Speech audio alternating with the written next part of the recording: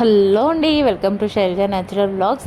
ఈరోజు బిర్యానీ చేశానండి. నార్మల్ రైస్తో ఎంత టేస్టీగా వచ్చిందో, మెతుకు మెతుకు అతుక్కోకుండా విడివిడిగా సూపర్గా వచ్చిందండి. చికెన్ కూడా మంచిగా ఉడికింది. చికెన్ ఉడికాక దమ్ పెట్టా, చాలా పర్ఫెక్ట్గా వచ్చింది. ఎలా చేద్దామనేది ప్రాసెస్ అయితే ఈ వీడియోలో చూపిస్తా. టేస్ట్ మాత్రం సూపర్గా వచ్చిందండి. ఫస్ట్గా అయితే చికెన్ అయితే ఇది కేజీ కూడా ఉండదు, కేజీకి తక్కువే తీసుకున్నాం ఇద్దరమేనని. తనైతే ఇక చికెన్ తీసుకొని వచ్చారు. చికెన్ తీసుకొని వస్తే ఇది కాల్చి స్కిన్ తీసారంట, పూర్తిగా స్కిన్ వెళ్ళలేదు కాల్చడం వల్ల. దాంట్లో కొంచెం ఎక్కువగానే అల్లం పేస్ట్ తీసుకుని దానికి తగినంత మీ టేస్ట్కి తగ్గంత కారం, ఉప్పు, పసుపు, గరం మసాలా, ధనియాల పొడి అన్నీ వేసుకొని ఒక నిమ్మకాయ పిండుకోండి. ఇవన్నీ వేశాక ఒకసారి కలపాలండి. నేను ఇది కలుపుతున్నప్పుడు మధ్యలో ఒకటి మర్చిపోయా, పెరుగండి.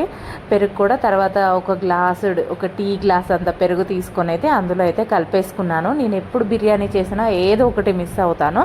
అలాగే ఈరోజు బిర్యానీ చేసినప్పుడు కూడా ఒకటి మిస్ అయింది, కానీ టేస్ట్ మాత్రం పర్ఫెక్ట్గా వచ్చింది అండి. అది ఏంటనేది మీకు లాస్ట్లో అయితే చెప్పేస్తాను ఏంటి అనేది. ఇదంతా కలిపేసుకున్నాక డీప్ ఫ్రిడ్జ్లో అయితే నేను మ్యాక్సిమం మధ్యాహ్నం 3ంటికి అలా కలిపాను, సాయంత్రం 7ంటికి అలా అయితే చేశాను. సో ఒక 1 అవర్ డీప్ ఫ్రిడ్జ్లో ఉంచేసి తర్వాత నార్మల్ దాంట్లో అయితే పెట్టేశాను. తర్వాత మనకి పుదీనాకు కొత్తిమీర అంతా కోసుకొని పక్కన పెట్టేసుకున్నాను. ఇక రైస్ ఒక హాఫ్ అన్ అవర్లో స్టార్ట్ చేస్తానగా బియ్యం అయితే నార్మల్ రైసేనండి.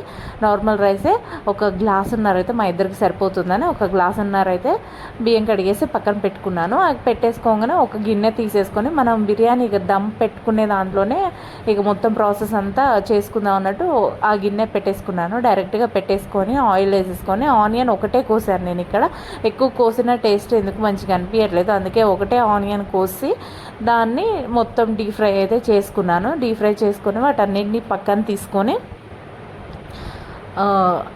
దీంట్లోనే ఇక బిర్యానీ చేద్దాం అనుకున్నా కదా, దీంట్లోనే మనకి సంబంధించిన మసాలాలు అవన్నీ ఇందులోనే వేసుకోవాలి. ఈ లోపల నేను ఫ్రిడ్జ్లో పెట్టిన చికెన్ కూడా బయట పెట్టేసుకున్నాను.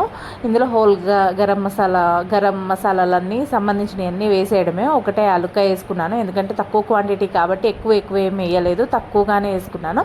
అవన్నీ కొంచెం మంచిగా వేగాక చికెన్ కూడా అందులో వేసేసుకొని మంచిగా మనం ఎలా అంటే దాన్ని చాలా 80% అందులోనే ఉడకనియాలి. 80 కన్నా ఎక్కువ ఉడికినా కూడా బాగుంటుంది. ఎక్కువసేపు మనం రైస్ అందులో ఉంచాం కాబట్టి పర్లేదు, ఓకే, బాగుంటుంది. మనకి మ్యాక్సిమం చికెన్ ఇందులోనే ఉడకాలి.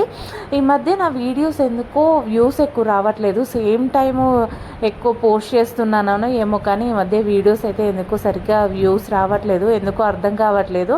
ఈ టైం అయితే మార్చాలి. ఎప్పుడు ఒకే టైంకి పోస్ట్ చేయొద్దు అనేది అయితే నాకు అర్థమవుతుంది. ఎందుకంటే ఇదివరకు ఒక టైంకి పోస్ట్ చేసేదాన్ని, అప్పుడు వ్యూస్ బాగానే వచ్చాయి, తర్వాత రావట్లేదు.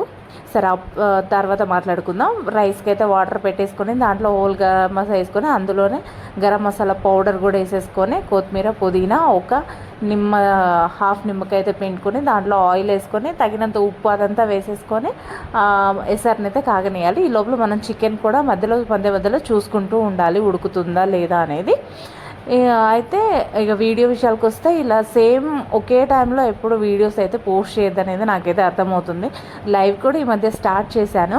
మీకు ఎవరైనా ఇంట్రెస్ట్ ఉంటే లైవ్లోకి అయితే చూడండి. అలాగే నా లైవ్ ఎప్పుడన్నా మీకు కనిపిస్తే జాయిన్ అవ్వండి. అలాగే హైడ్లో ఉండకుండా అప్పుడప్పుడు చాట్ చేస్తూ ఉండండి, ఎందుకంటే నాకు కొంచెం బూస్టింగ్గా అనిపిస్తుంది.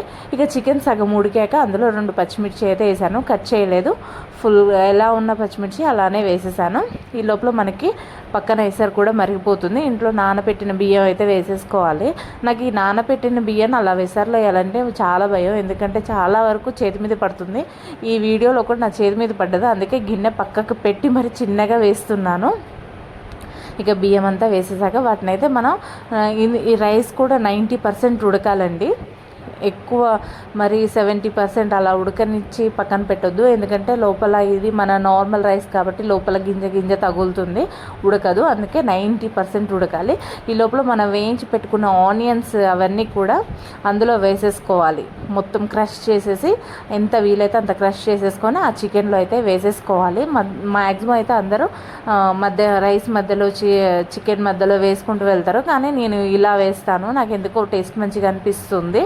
అలా వేస్తే మనకు ఆనియన్ తగులుతుంది. ఇలా క్రష్ చేసినప్పుడు అది అందులో కలిపేసి గ్రేవీ కొంచెం ఎక్కువ వచ్చినట్టు అనిపిస్తుంది. ఇక నాకు చికెన్ అయితే ఉడికేసింది, దాన్ని హాఫ్ చేసేసి పక్కన పెట్టేశాను. ఈ లోపల రైస్ కూడా ఉడికేసిందండి. దీన్ని కూడా మనం రైస్ని సపరేట్ చేసుకుందాం. దానికోసం నేను ఇలా చిల్లుల గిన్నె తీసుకొని కింద ఒక గిన్నె పెట్టేసుకొని ఇందులో అయితే వడపోసుకుంటున్నాను. దీనివల్ల మనం సింక్లో ఒకేసారి వంపినా కూడా వాటర్ పైపులలోకి వెళ్ళి పైపులు ఖరాబ్ అవ్వకుండా ఇలా కొంచెం ఉంటుంది. అలాగే మనం వంపిన రైస్ మళ్ళీ మనం దమ్ పెట్టేటప్పుడు దాని మీద పెట్టడానికి యూజ్ ఉంటుంది.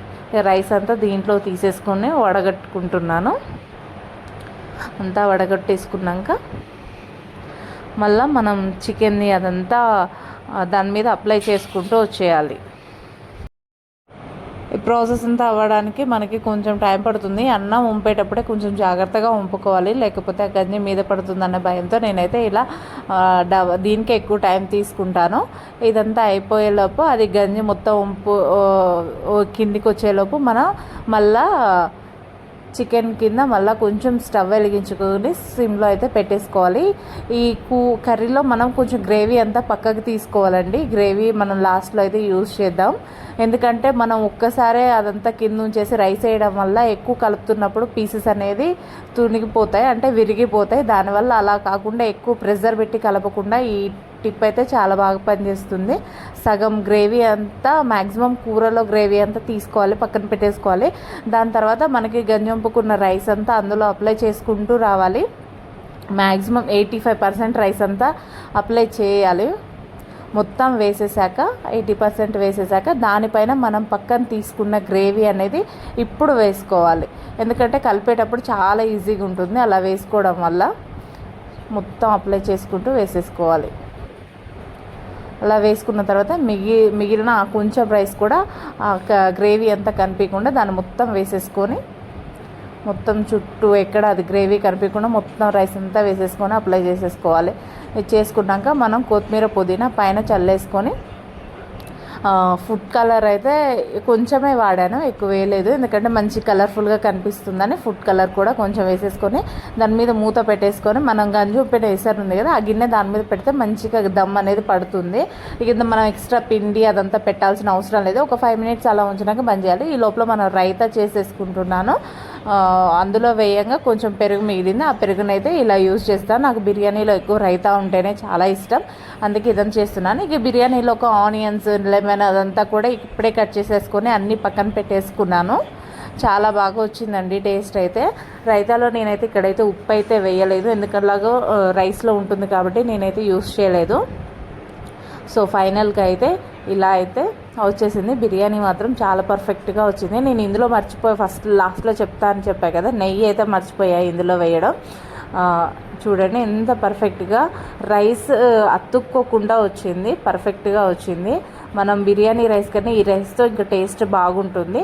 ఈ వీడియో నచ్చితే ప్లీజ్ లైక్ అండ్ సబ్స్క్రైబ్ చేయండి. అలాగే మీరు కూడా ట్రై